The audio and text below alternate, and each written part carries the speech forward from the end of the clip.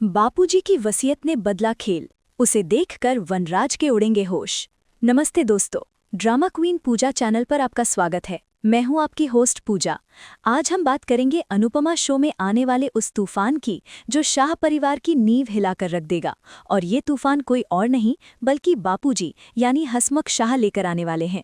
Shah house में इस वक्त जो सत्ता का खेल चल रहा है, जहां परितोष यानी तोशु खुद को घर का मालिक मान बैठा है और अपनी मनमानी चला रहा है, उस पर अब हमेशा के लिए विराम लगने वाला है।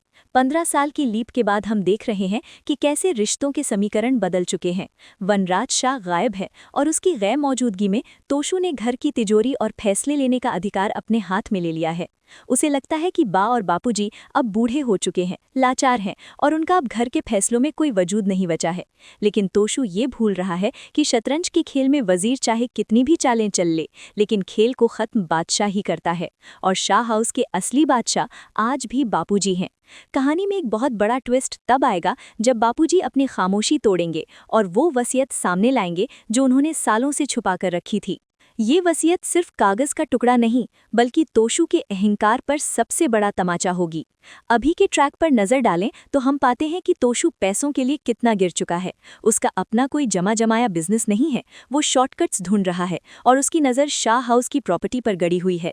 अहमदाबाद में जिस जगह शाह हाउस बना है उसकी कीमत करोड़ों में है। बिल्डर्स और इन्वेस्टर्स की नज़र उस जमीन पर है और तोशु अंदर ही अंदर घर को रीडेवलपमेंट के नाम पर बेचने या गिरवी रखने की फिराक में है। उसे लगता है कि वनराज के न होने पर वो इकलौता वारिस है और वो जो चाहे कर सकता है। बा यानी लीलाशाह अपने बेटे के मोह में अक्सर चुप रह जाती हैं या तोशु का पक्ष ले लेती हैं, जिससे तोशु का हौसला और बढ़ जाता है। लेकिन बापूजी सब देख रहे हैं। वो देख रहे हैं कि कैसे तोशु किंजल के साथ बदसलूकी करता है, कैसे वो अपनी बेटी परी और समर के बेटे अंश को वो प्यार और सम्मान नहीं देता जिसके वो हकदार हैं। बापूजी की आंखों में वो दर्द साफ दिखता है कि जिस घर को उन्होंने और अनुपमा ने मिलकर संजोया था, आज तोशु उसे बर्बाद करने पर तुला है। बापूजी का ये साइलेंट ऑब्जर्वेशन ही आने वाले धमाके की तैयारी है। ड्रामा तब शुरू होगा जब तोशु एक बिल्डर को घर दिखाने के लिए लाएगा, ये सोचकर कि बापूजी तो कुछ बोलेंगे नहीं। वो बिल्डर को ये आश्वासन दे रहा होगा कि लीगल पेपर्स पर साइन वो खुद कर देगा क्योंकि वो घर का बड़ा बेटा है। ठीक उसी पल बापूजी अपनी अलमारी से एक पुरानी फाइल निकालेंगे। ये वही फाइल है जिसमें शाह हाउस की असली ओनरशिप के कागजात हैं। दर्शकों को याद होगा कि सालों पहले भी घर के बंटवारे को लेकर बहुत ड्रामा हुआ था, लेकिन बापूजी ने हमेशा घर को जोड़े रखा। इस बार बापूजी फैसला लेंगे कि अब और नहीं। वो एक वकील को घर बुलाएंगे और ये वकील कोई साधारण वकील नहीं होगा बल्कि बापूजी का पुराना मित्र होगा जो उनके परिवार के सारे राज जानता है। तोशु को लगेगा कि शायद बापूजी वसीयत उसके नाम करने वाले हैं, क्योंकि वनराज तो है नहीं तो अगला हकदार वही बनता है। वो मन ही मन खुश होगा, लड्डू फूट रहे होंगे कि अब सारी दौलत उसकी मुट्ठी में होगी। वो किंजल और बा को भी ताने मारेगा कि अब इस घर में सिर्फ उसी का हुक्म चलेगा। लेकिन कहानी में असली मोड़ तब आएगा जब वकील सबके सामने वसीयत पढ़ना शुरू करेगा। बापूजी ने अपनी वसीयत में लिखा है कि शाह हाउस का एक ईंट भी तोशु के नाम नहीं होगा। ये सुनकर तोशु के पैरों तले जमीन खिसक जाएगी। उसका चेहरा देखने लायक होगा, उसका सारा घमंड एक पल में चकनाचूर हो जाएगा। बापूजी स्पष्ट करेंगे कि जो बेटा अपने माता पिता, अपनी पत्नी और अपने परिवार का सगा नहीं हो सका, वो इस घर की विरासत को संभालने के लायक नहीं है। बापूजी का ये फैसला वनराज के लिए भी एक बड़ा संदेश होगा कि अगर वो कभी वापस लौटा भी तो उसे भी इस घर में कोई हक नहीं मिलेगा, क्योंकि उसने भी अपनी जिम्मेदारियों से मुंह मोड़ा था। ये वसीयतनामा शाह परिवार के इतिहास का सबसे बड़ा टर्निंग पॉइंट साबित होने वाला है। सवाल ये उठता है कि अगर तोशु को नहीं तो बापूजी ये करोड़ों की प्रॉपर्टी किसके नाम करेंगे? यहीं पर बापूजी अपना मास्टर स्ट्रोक खेलेंगे जो सीधे अनुपमा और समर की यादों से जुड़ा होगा। बापूजी की वसीयत का असली वारिस वो शख्स होगा जिसमें बापूजी को समर और अनुपमा की परछाई दिखती है, और वो शख्स है अंश। जी हाँ, समर और डिम्पी का बेटा अंश जो अब बड़ा हो चुका है। अंश का किरदार शो में बेहद सुलझा हुआ और संस्कारी दिखाया गया है, बिल्कुल अपने पिता समर की तरह। बापूजी जानते हैं कि अंश ही वो एकमात्र चिराग है जो शाह परिवार के गिरते हुए मान सम्मान को बचा सकता है। लेकिन चूंकि अंश अभी युवा है और तोशु उसे बहका सकता है या डरा सकता है, बापूजी वसीयत में एक बहुत बड़ी शर्त जोड़ेंगे और ये शर्त तोशु की रातों की नींद हराम कर देगी। शर्त ये होगी कि प्रॉपर्टी अंश के नाम होगी, लेकिन उसका केयरटेकर या ट्रस्टी वो इंसान होगा जिस पर बापूजी को खुद से ज्यादा भरोसा है, और वो इंसान कोई और नहीं बल्कि अनुपमा होगी। वकील के मुंह से अनुपमा का नाम सुनते ही शाह हाउस के आंगन में ऐसा सन्नाटा पसर जाएगा जैसे किसी ने वहां मौजूद हर शख्स की सांसें छीन ली हों। तोशु, जो अभी कुछ पल पहले तक खुद को करोड़पति और शाह विला का मालिक समझ रहा था, उसका चेहरा गुस्से और अविश्वास से लाल पड़ जाएगा। ये बापूजी का वो दांव है जिसकी कल्पना न तो तोशु ने की थी और न ही वहां खड़ी बा यानी लीला ने। तोशु चिल्लाने लगेगा, वो वकील पर झपटने की कोशिश करेगा, ये कहते हुए कि ये वसीयत झूठी है और बापूजी का दिमाग सठिया गया है। उसे ये बात हजम ही नहीं होगी कि जिस माँ को, जिस अनुपमा को उसने धक्के मारकर बेइज्जत करके इस घर से निकाला था, आज उसी औरत के हाथ में इस घर की चाबी और किस्मत दोनों आ गई है।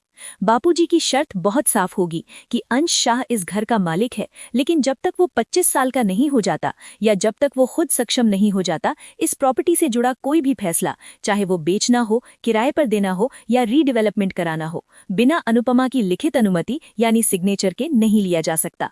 यानी तकनीकी रूप से अब तोशु अपने ही घर में एक किराएदार से भी बदतर हालत में आ खड़ा होगा।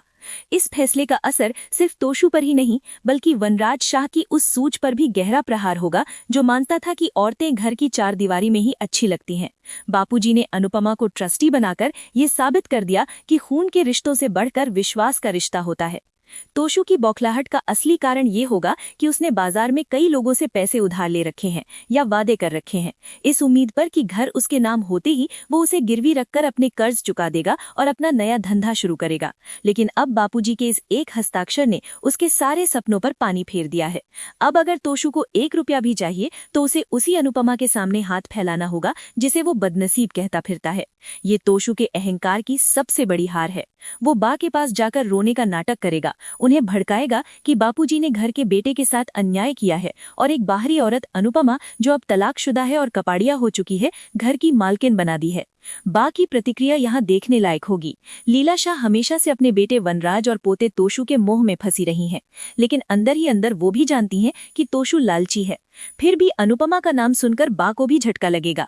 वो बापूजी से लड़ेंगी कि अनुपमा अब इस घर का हिस्सा नहीं है, वो अपनी नई दुनिया बसा चुकी है, तो उसे बीच में क्यों लाया जा रहा है। लेकिन बापूजी अपनी बात पर अटल रहेंगे। वो सबको याद दिलाएंगे कि ये घर समर का भी था और समर का बेटा अंश है, इसलिए हक अंश का बनता है।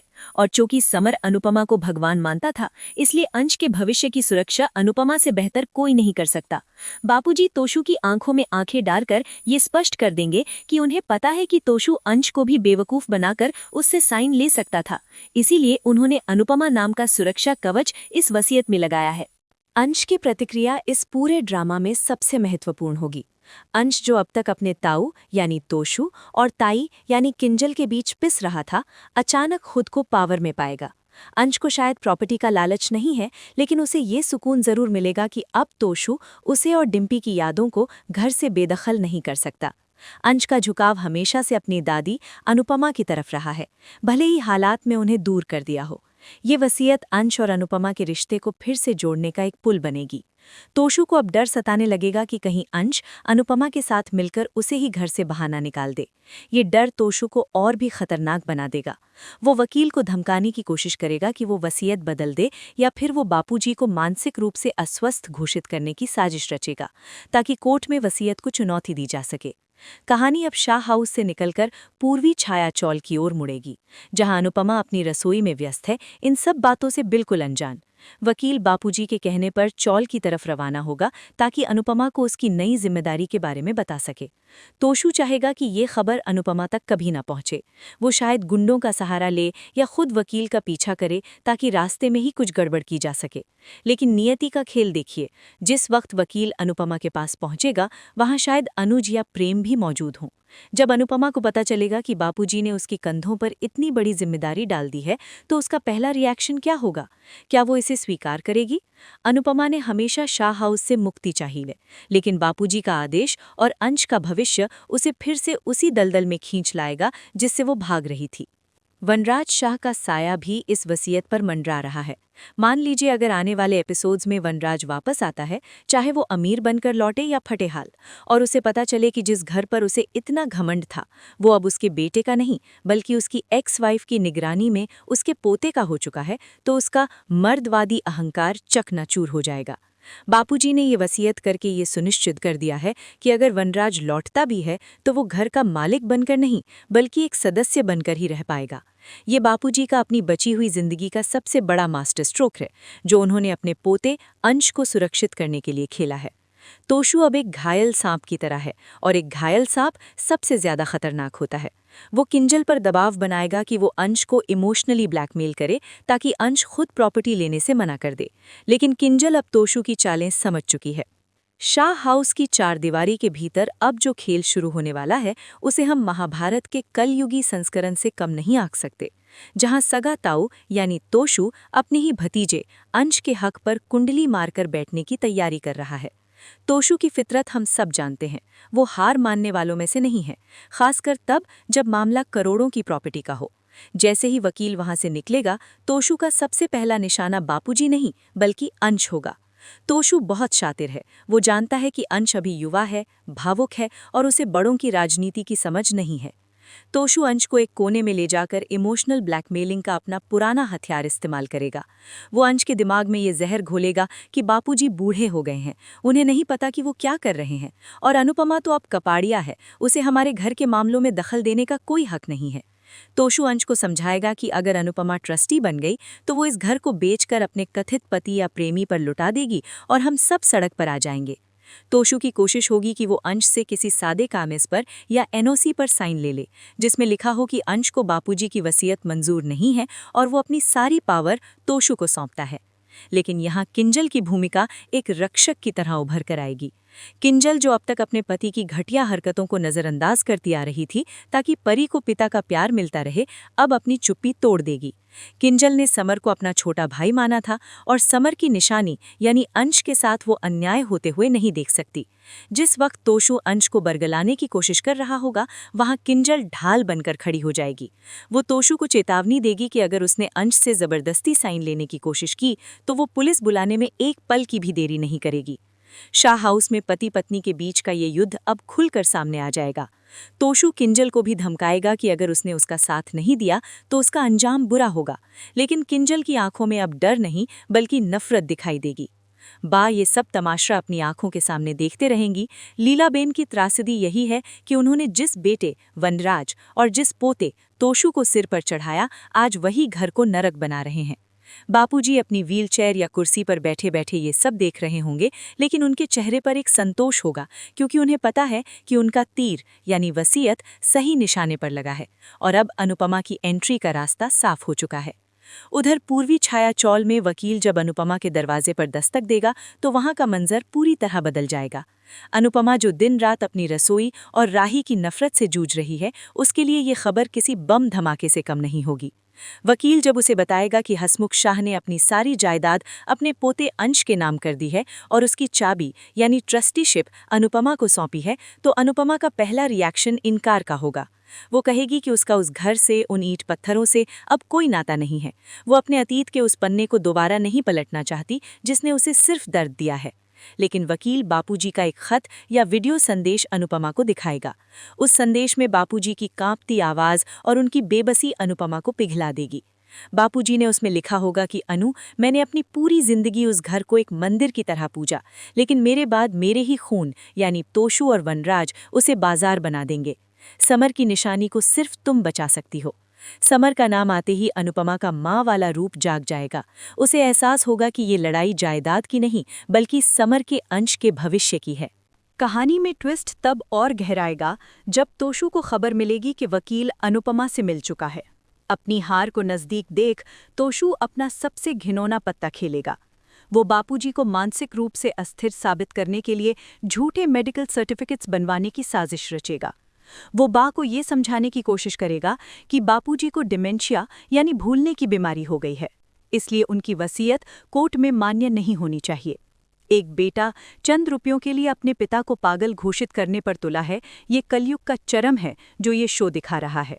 तोशु घर में ऐलान कर देगा कि जब तक कोर्ट का फैसला नहीं आता, इस घर का कंट्रोल उसी के पास रहेगा और वो किसी भी बाहरी यानी अनुपमा को अंदर घुसने नहीं देगा। वो घर के मुख्य दरवाजे पर नए ताले जड़वा देगा और सिक्योरिटी बढ़ा देगा, मानो वो किसी युद्ध की तैयारी कर रहा हो। लेकिन तोशु ये भूल रहा है कि अनुपमा अब वो पुरानी डरी सहमी अनुपमा नहीं रही। जब उसे पता चलेगा कि तोशु बापूजी को पागल साबित करने की कोशिश कर रहा है और अंश का हक मारना चाहता है, तो अनुपमा पूर्वी छाया चौल से सीधे शाह हाउस की ओर कूच करेगी। ये अनुपमा की वापसी होगी, लेकिन एक बहू के रूप में नहीं, बल्कि एक न्यायकर्ता और ट्रस्टी के रूप में। उसके साथ शायद प्रेम भी हो सकता है, जो कानूनी पेचीदगियों में उसकी मदद करेगा, या फिर अनुपमा अकेली ही काफ़ी होगी। शाह हाउस के बाहर खड़ा होकर जब अनुपमा तोशु को ललकारेगी, तो वो सीन दर्शकों के रोंगटे खड़े कर देगा। एक तरफ लालच में अंधा तोशु और दूसरी तरफ धर्म और कर्तव्य के पथ पर चलने वाली अनुपमा। बापूजी की वसीयत ने न सिर्फ रिश्तों की असलियत सामने ला दी है, बल्कि एक ऐसे धर्म युद्ध की शुरुआत कर दी है जिसका अंत किसी एक के विनाश पर ही होगा। और इस सब में अगर वनराज शाह की अचानक एंट्री हो गई तो समीकरण क्या होंगे, ये सोचना भी सिहरन पैदा कर देता है। शाह हाउस के मुख्य द्वार पर खड़ा तोशु, जो खुद को इस किले का अघोषित राजा समझ रहा है, उसे अंदाजा भी नहीं है कि सामने से जो तूफान आ रहा है वो उसके बनाए हुए ताश के महल को एक झटके में उड़ा ले जाएगा। ड्रामा क्वीन पूजा पर कहानी अब उस मोड़ पर पहुंच चुकी है जहां अधिकार और अहंकार की सीधी टक्कर होने वाली है। अनुपमा जब शाह हाउस की देहरी पर कदम रखती है तो माहौल में एक अजीब सी खामोशी छा जाती है, ऐसी खामोशी जो तूफान आने से पहले होती है। तोशु ने गेट पर ताले जड़वा दिए थे और सुरक्षा गार्ड्स को सख्त हिदायत दी थी कि अनुपमा कपाड़िया को अंदर न घुसने दिया जाए। लेकिन अनुपमा आज मिसेस कपाड़िया बनकर नहीं, बल्कि समर की माँ और अंश की अभिभावक यानी गार्डियन बनकर आई है। जब सिक्योरिटी गार्ड्स उसे रोकते हैं तो अनुपमा की आंखों में वो तेज होता है कि गार्ड्स भी अपने कदम पीछे खींच लेते हैं।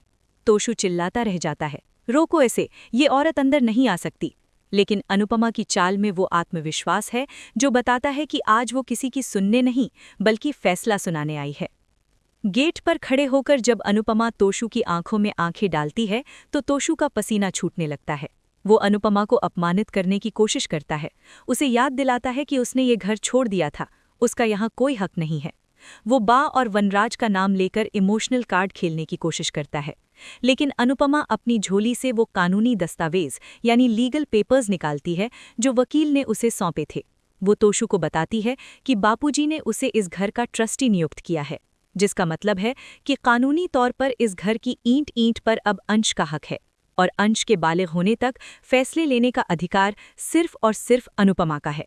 अनुपमा की ये बात सुनकर आस पड़ोस के लोग जो तमाशा देखने जमा हो गए थे हैरान रह जाते हैं। तोशु की सारी हेकड़ी निकल जाती है जब अनुपमा कहती है कि अगर तुम मुझे अंदर जाने से रोकोगे तो मैं पुलिस बुलाकर अवैध कब्जा करने के जुर्म में तुम्हें गिरफ्तार करवा सकती हूँ। पुलिस का नाम सुनते ही तोशु के पैर ठिठक जाते हैं, क्योंकि वो जानता है कि उसके खुद के कई कारनामे ऐसे हैं जिनकी वजह से वो पुलिस के पचड़े में नहीं पड़ना चाहता।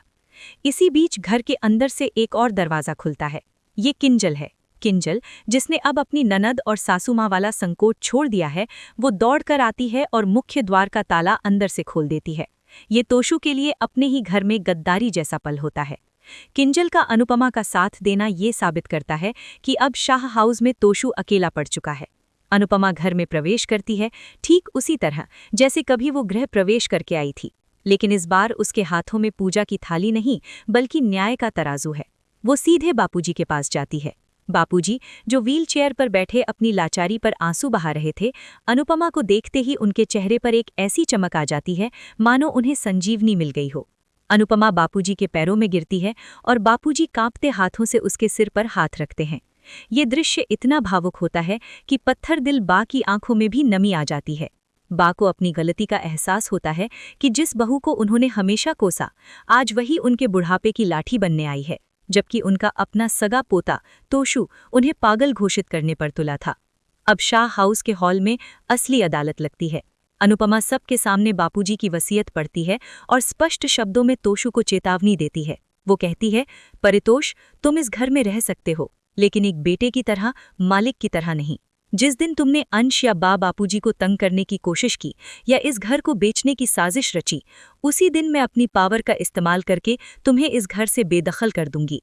अनुपमा का ये रौद्र रूप देखकर तोशु भीगी बिल्ली बन जाता है। उसे समझ आ जाता है कि अब उसकी दाल नहीं गलने वाली। अंश, जो सहमा हुआ एक कोने में खड़ा था, दौड़कर अनुपमा के गले लगता है। दादी और पोते का ये मिलन तोशु के सीने में जलन पैदा करता है। उसे लगता है कि उसका अपना बेटा अब उसके हाथ से निकल चुका है और पूरी तरह अनुपमा के प्रभाव में है।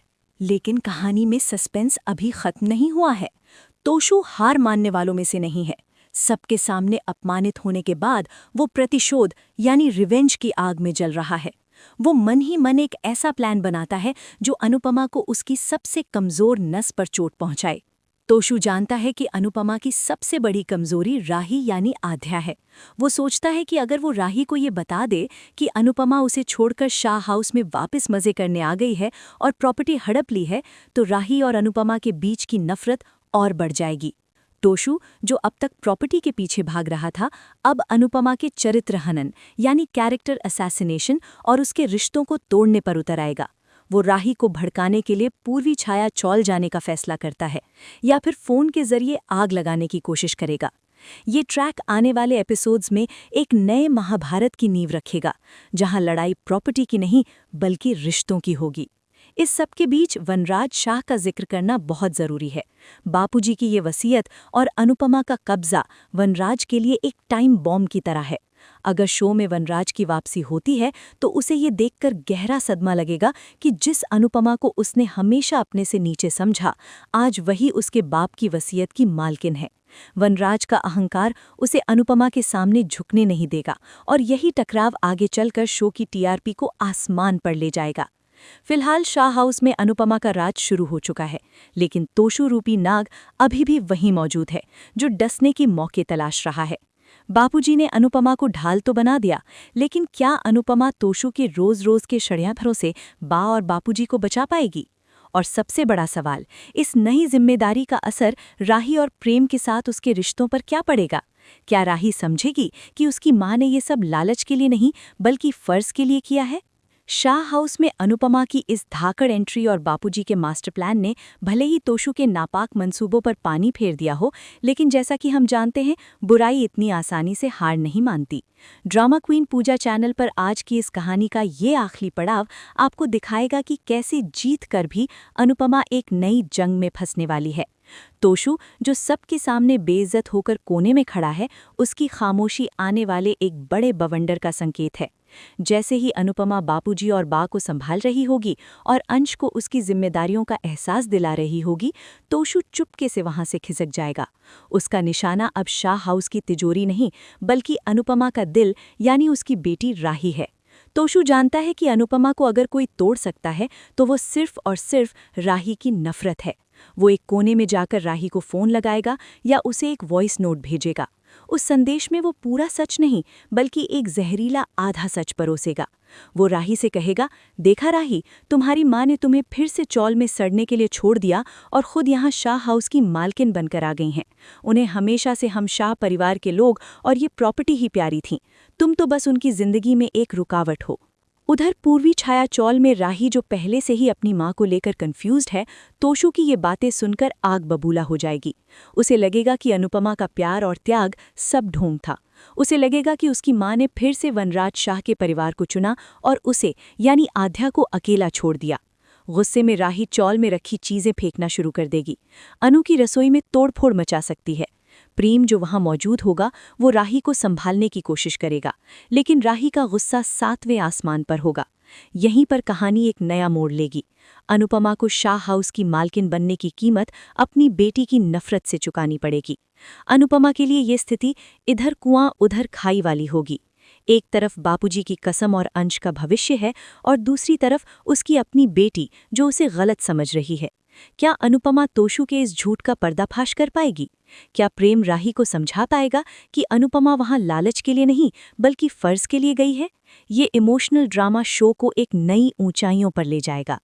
अब जरा भविष्य की एक तस्वीर पर नजर डालते हैं जो दर्शकों को सबसे ज्यादा रोमांचित करेगी।